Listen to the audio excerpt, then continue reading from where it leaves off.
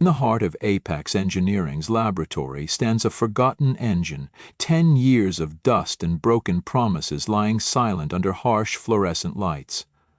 Amid the gleaming machines and cutting-edge technology operates Kesha Williams, a 23-year-old cleaner whose presence conceals a gift engineers have overlooked.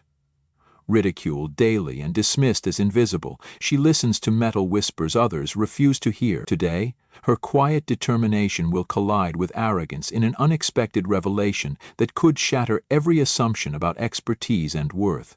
As the technicians prepare to mock her yet again, Kesha readies herself to prove that true genius knows no uniform. If this story moved you, please like, comment, and subscribe. Your support helps give light to voices that deserve to be seen and heard.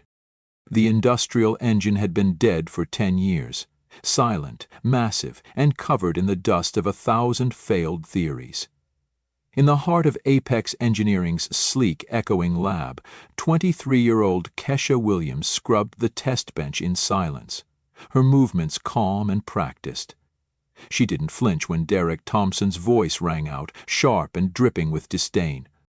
"Hey, princess," he sneered, tossing a smirk at his fellow engineers. "How about cleaning properly this time? Is your daddy as sloppy as you?" Laughter sliced through the air like broken glass. Kesha didn't look up. She kept her eyes on the engine. 10 long feet of engineering failure that had outlived every expert theory and burned through $50 million. The machine wasn't complicated, it was just misunderstood. Behind her, the engineers circled like wolves, feeding off each other's cruelty. Derek straightened his designer tie with theatrical flair. "You think she actually knows what she's looking at?" he asked to another round of snickers. "Or is she just hoping to impress some?" Michael Chun, the senior supervisor, didn't even try to hide his contempt. "She's probably never seen a machine that wasn't a vacuum cleaner." The lab erupted again, the sound bouncing off metal walls like a cruel joke told too many times. Brad Mitchell, the chief engineer, lifted his phone and hit record. "Hey guys, this'll kill in our WhatsApp group. Title it, 'Cleaner Tries to Understand Engineering.' Instant classic." The laughter stung, but Kesha held her ground. She had scrubbed these floors for 2 years, first alongside her father until the relentless stress triggered a heart attack, and then alone. The same jokes they made about her now they had thrown at him too. He never responded. Neither did she. What they didn't know, what none of them cared to ask, was that Kesha had been raised in her grandfather's garage, where diesel engines told stories louder than people. She learned how to listen not with ears, but with instinct.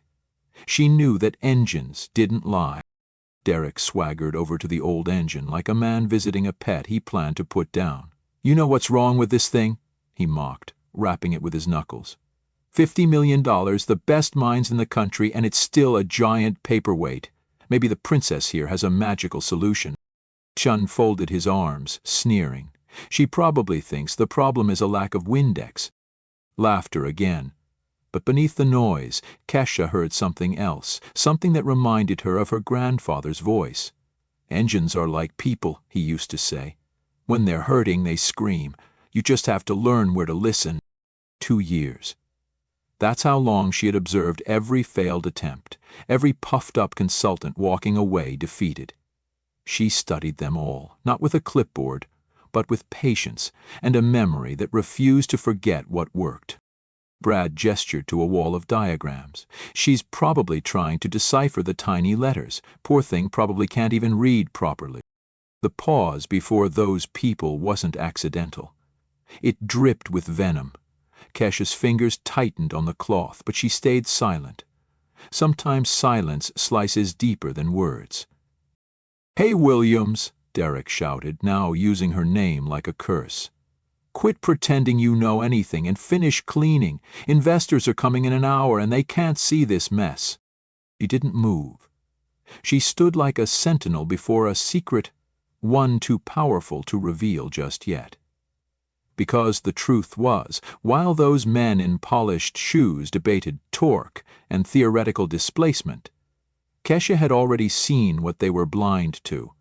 that arrogance is the greatest enemy of innovation. Behind closed doors, their campaign escalated. Mitchell accidentally spilled coffee on her cleaning cart. Chun made a sport of throwing crumpled paper at her feet. Derek, he turned every meeting into a public shaming session. Make sure she scrubs the executive bathroom, too, he barked into his phone. If she wants to play engineer, she can start with a toilet brush. On Tuesday, he interrupted a project briefing to point her out. Can someone tell the help to stop pretending to clean and actually do her job? We have real clients visiting tomorrow. HR wasn't far behind. Jennifer Walsh arrived, clipboard in hand, voice sickly sweet. Kesha, there have been concerns. You've been spotted near technical equipment without clearance. Some are calling it attempted sabotage. Kesha returned home that night, knees aching, soul bruised. Her tiny apartment felt less like shelter and more like exile. But in the corner, next to a battered toolbox and an old 1957 Chevy poster, she found her strength again. Engines don't lie, baby girl, her grandfather used to whisper, guiding her 12-year-old hands with his oil-stained fingers. Men can lie, paper can lie, but machines tell the truth. That truth echoed through her bones every time she saw the engine, ignored, mistreated, misunderstood. She had listened to it. She had heard it. On Wednesday, Derek took the mockery public.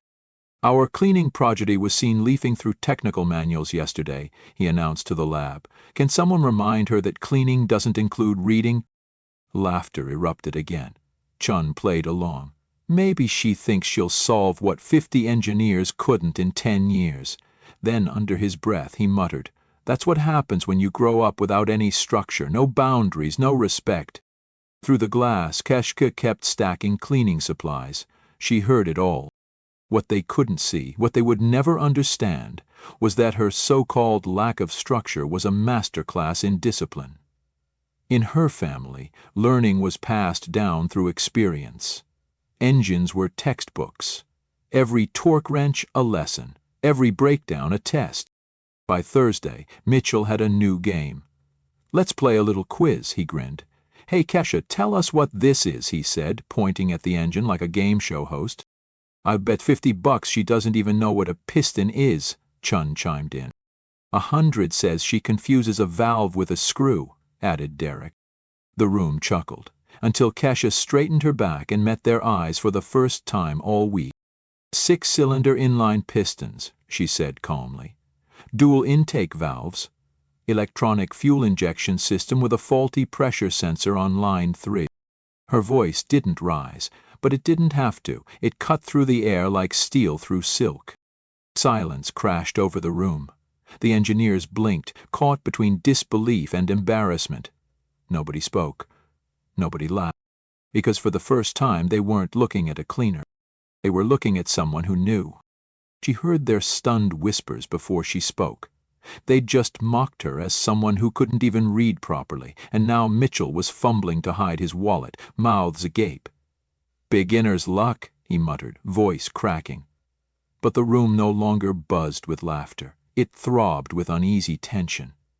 Chun cleared his throat, trying to regain control. Maybe we should install security cameras, he suggested, voice low, to keep curious hands away from sensitive equipment. The joke died mid-air. For the first time, the engineers realized they were the ones under scrutiny. On Friday, Derek decided to up the ante. During lunch, when the lab was eerily empty, he set his phone to record and staged his own breaking news.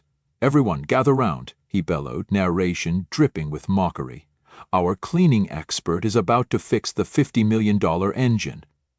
Kesha had merely knelt to wipe an oil smear, but Derek framed it as covert sabotage, inventing absurd scenarios, air pressure gauged by moon phases, engine harmony reliant on aromatic cleaning solutions. The clip exploded across the company's internal channels, sparking impromptu technical tours.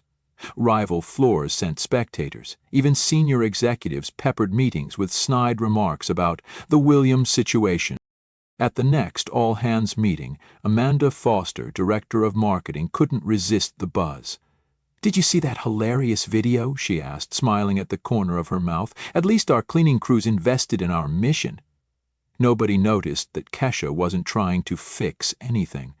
She was taking mental snapshots: the frayed wires behind the intake manifold, the faint pockmarks around the combustion chamber, the uneven torque on the mounting bolt. Its humiliation only primed her resolve, fueling an ember of determination they could neither see nor extinguish.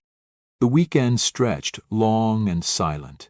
In her apartment, among her grandfather's faded toolboxes and framed photos of classic engines, Kesha unearthed a decades-old notebook Samuel Williams had kept. Hand-scrawled schematics, troubleshooting checklists, and the mantra printed on the first page: engine problems always spring from 3 causes: air, fuel, or spark. Her grandfather's voice echoed in her memory. Complicated minds ignore the obvious. Machines don't lie. Armed with those simple truths and dozens of digital manuals she'd devoured, Kesha felt the pattern click into place. Monday morning she returned to the lab cloaked in quiet confidence. The jeers flew faster than before.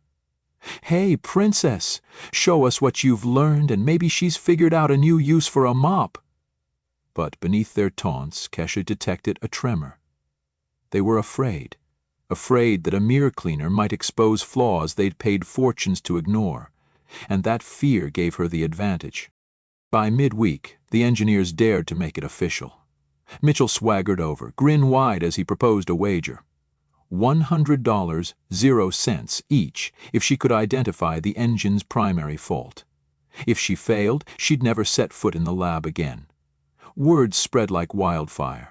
At least 20 colleagues gathered, popcorn in hand, ready for the spectacle. Even Jennifer Walsh from HR joined with a bucket of buttered kernels, convinced they were about to witness epic humiliation. Then, cutting through the jeers, came a new voice, calm, measured, carrying decades of authority. "May I observe?" Every eye turned to see Thomas Reed, the 70-year-old engineering legend, stride into the room. He'd designed aeronautical engines for the nation's top aerospace firms, and his endorsement carried weight no TikTok-style joke could match. Mitchell stuttered.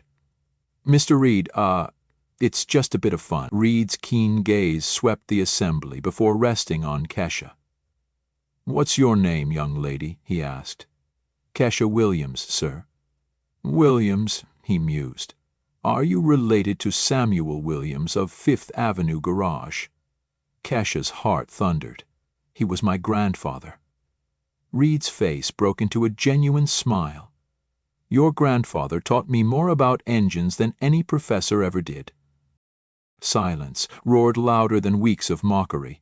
Reed turned back to Kesha with real curiosity. "Tell me what you see." She stepped forward, fingertips brushing the engine's cold metal, and inhaled its hidden stories. The telltale dent on the intake valve, the hairline fracture in the injector housing, the sensor wire pinched against the support bracket.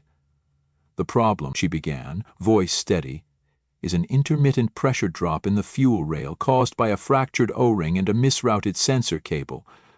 Her words landed like a hammer strike. No theatrics, just technical precision born of ancestral tutelage and unyielding observation. The gathered crowd held its breath, faces shifting from amusement to astonishment. In that charged moment, the cleaning lady, the granddaughter of a self-taught mechanic, turned the arrogance of apex engineering into their greatest lesson. Sometimes, the simplest truths come from those brave enough to listen where others refuse to look. Kesha knelt by the engine with the calm focus of a surgeon. Her fingers traced the complex network of fuel lines and cooling passages, moving with deliberate care. Softly, almost to herself, she murmured the method her grandfather had drilled into her. Listen first, then look, then touch. She paused, placing her palm flat on the metal casing.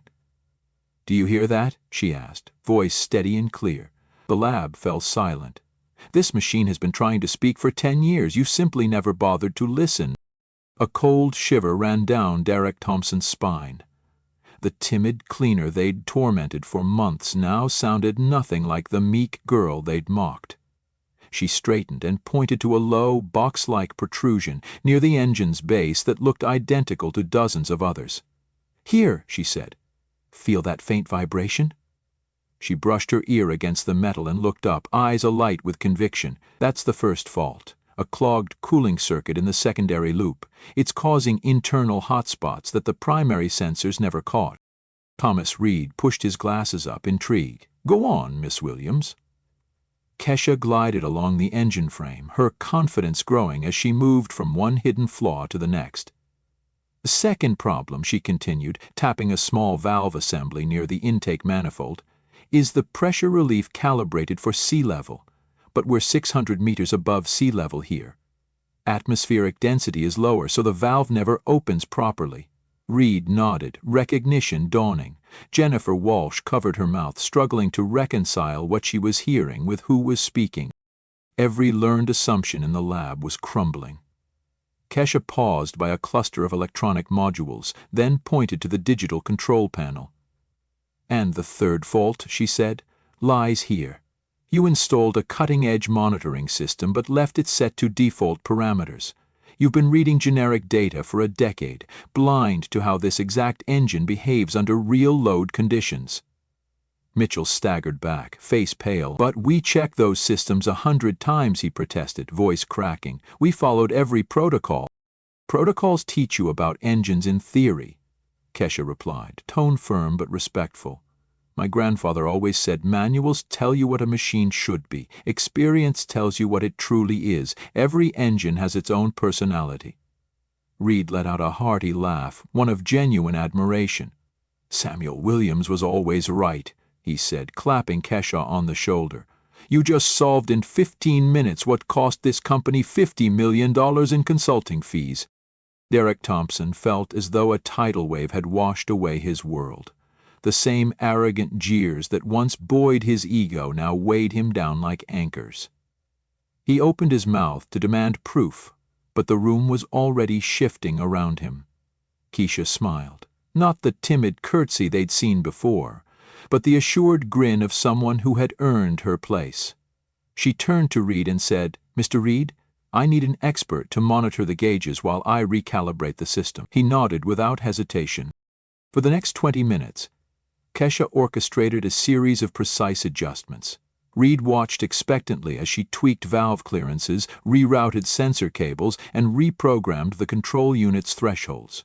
Kesha's hands moved confidently from one adjustment to the next, each correction punctuated by a concise, technical explanation that left even the most seasoned engineers blushing.